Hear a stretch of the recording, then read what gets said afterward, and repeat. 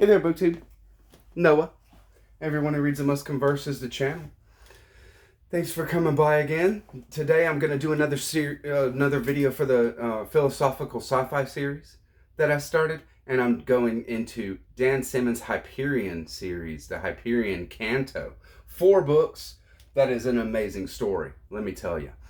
So if you haven't read the entire Hyperion series, this video is not for you. I'm going to link down below I did a video on Hyperion, and I did a video on Fall of Hyperion. And if you haven't read the last 2 books in the series, Endymion and Rise of Endymion, then go ahead and check out those 2 videos and maybe read these before you check out this video, because I'm going to go into what Dan Simmons is doing with the series as a whole and explore it in a philosophical light.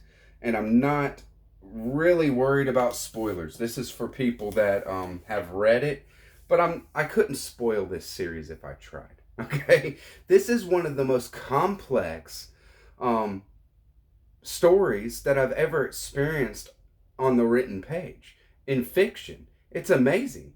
It is mind-blowing, and in each of the books, at some points, I was just in a space of just, what is happening? You know, like there's so much going on. There's so many different threads that I can't really wrap my head around it. And you're not supposed to be able to. You know, Dan Simmons is a storyteller, and he's not giving it to you straight.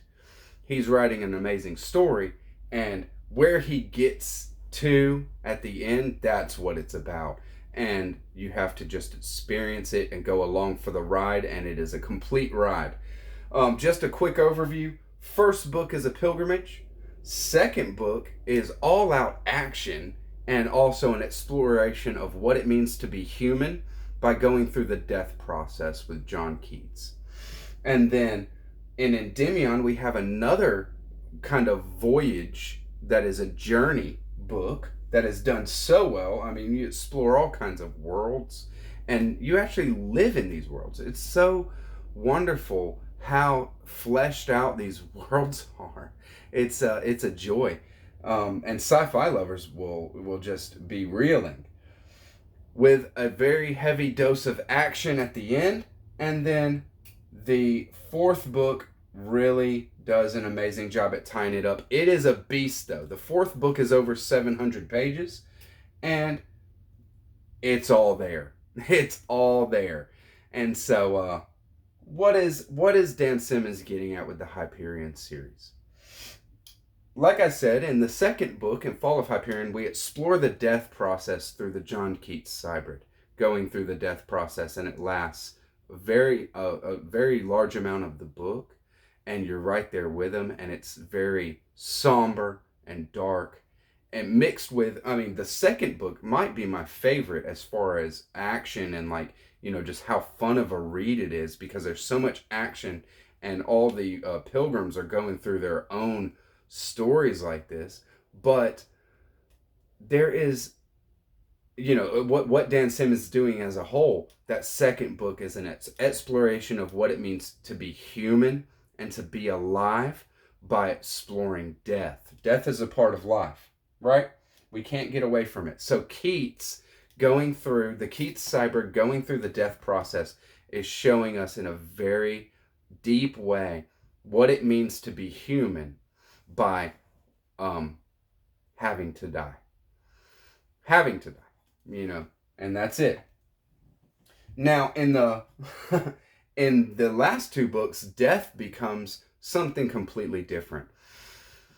The cruciform that has been that is a parasite that we know, that is created by the Technicore, a parasite that is on Dore and Hoyt, the 2 Catholics that have gone to the Hyperion time tombs. That cruciform is now used to indoctrinate by the Catholic Church that has gone through a revival, and they see, humans see in these last 2 books, that the cruciform is as a gift from God, a gift from God himself, itself, which is Not at all what it is. What it is a parasite. But it enables the person to live basically forever. You can die and 3 days later be resurrected in perfect health and ready to live another life. The same you.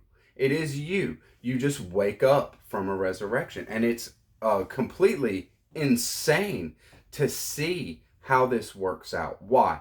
Because it creates a paradox.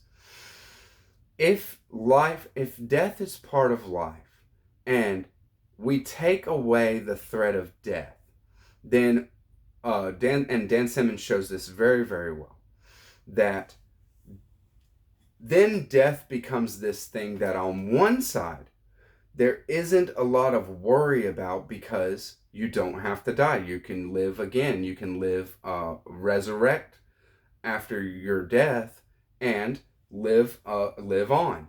You can suffer any kind of horrible illness and die from it, and then be resurrected in perfect health again, and to die another death later. But death is not the end of anything, not the end of your current life. So death becomes this kind of non-issue.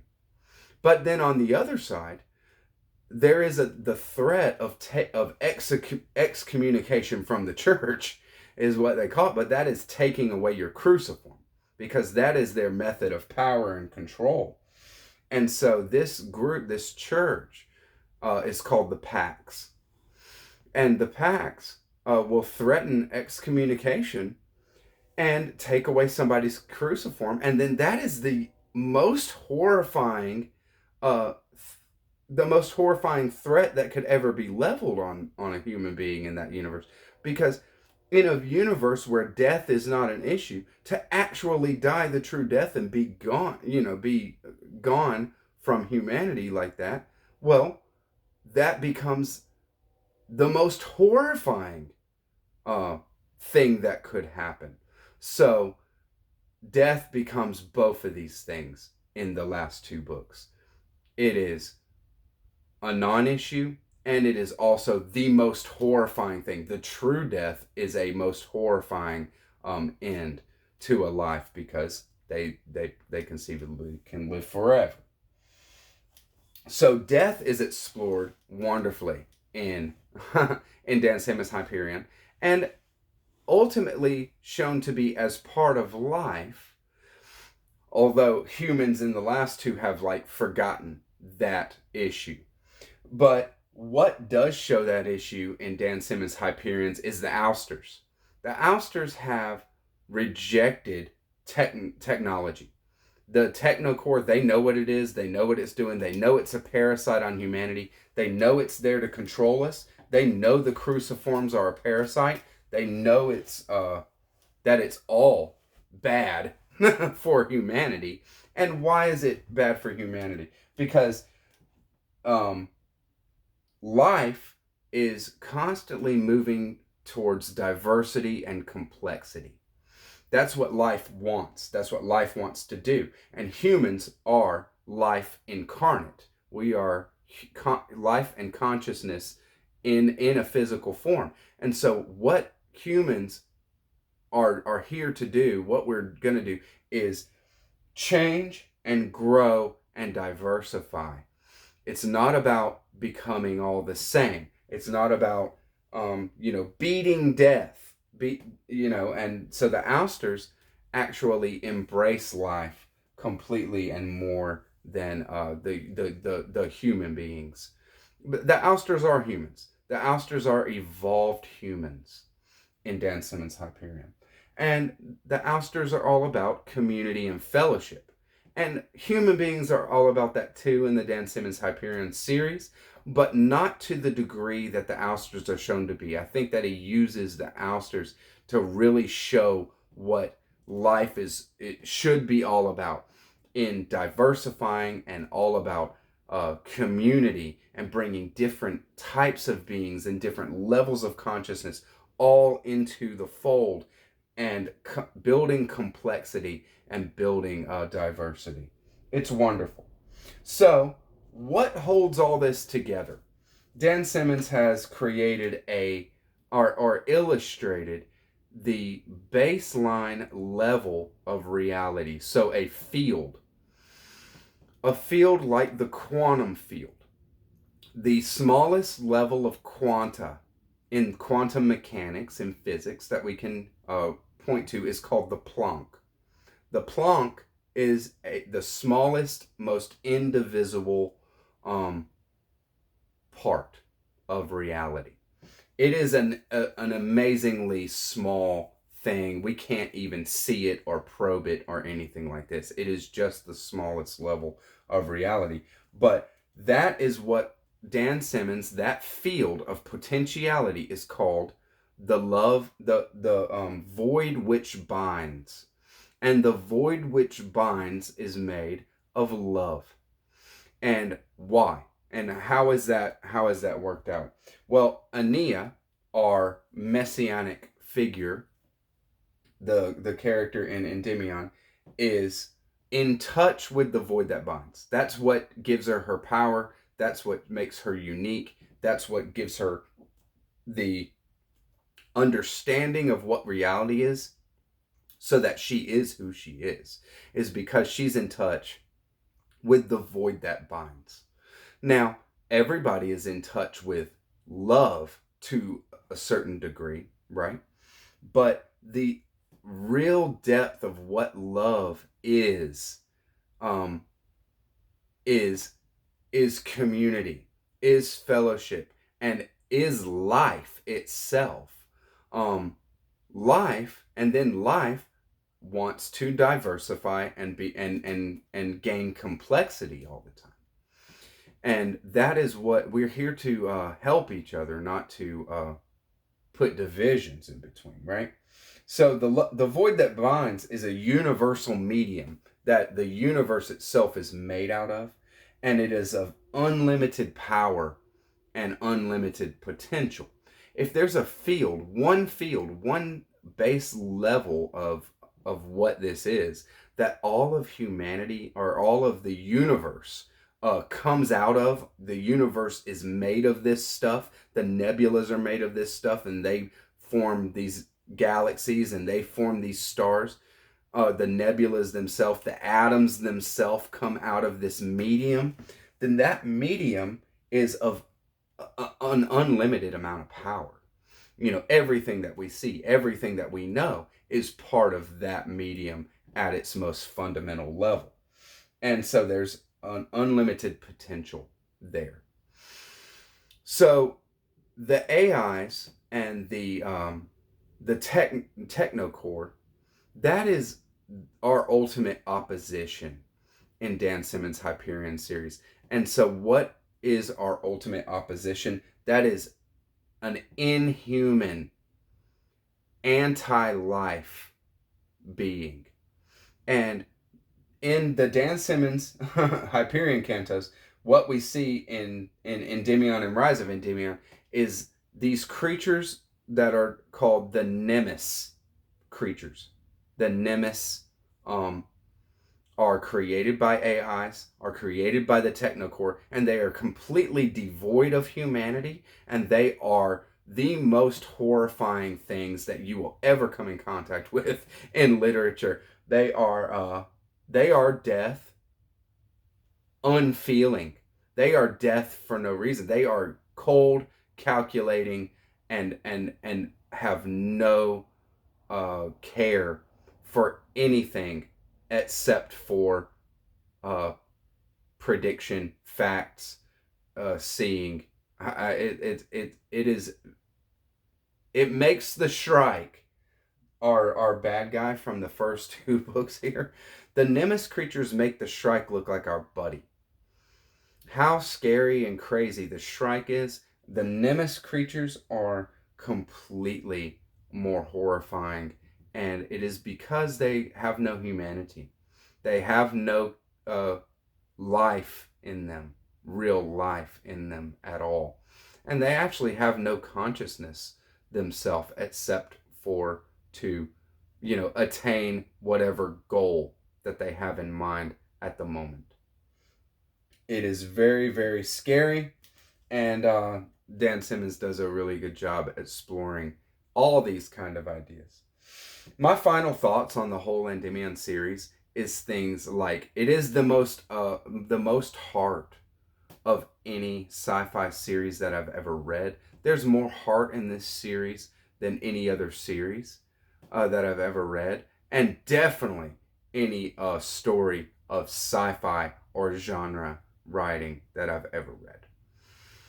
It is completely life affirming. It is so life affirming, and you really Dan Simmons really understands humanity and what that humanity is life and consciousness, and we're here to grow and gain more and more life, to embody more and more life, and it's wonderful. So why isn't the Dan Simmons series talked about more? And I wanted to just touch on this a little bit because, this series is so awesome and complex and amazing that it belongs in the same conversations with Star Wars and belongs in the conversation with Dune, for sure. This series is awesome and completely an over-the-top space opera that is everything. It's everything. Why isn't it talked about more? And I can say that personally, I think that it's not talked about more because there's so much overt Christian iconography in this series. And I'm no big proponent of Christian iconography in my fiction and things like that. But the thing is that when people come to a place where they reject something and say you reject Christianity, even if you don't reject spirituality and that humans are spiritual beings or whatever, but you reject Christianity, then when you see this kind of overt Christian iconography in your fiction, you can't pull your own feelings out of the experience of reading that. And I think that's detrimental to a lot of sci-fi heads and people who are of a scientific materialist persuasion, where when they come in contact with this, no matter how awesome it is, the overt Christian iconography, like the cruciform itself, they're going to have a problem with it because they can't pull themselves away from just that it's a cross and that Jesus is represented here and things like that, even though that's not what Dan Simmons is getting at. Very much so. It is wild how he plays it. And I definitely recommend it, book 2. If you like the kind of things that we're getting into at all, any specifics, drop me a comment. If it's big enough, if we get into a little conversation, and I might do a video on kind of specifics about this kind of thing, because this series is so complex, we can go through it over and over and over. There's a lot to talk about. Thank you, book 2. Let me know. Talk to you later. Bye-bye.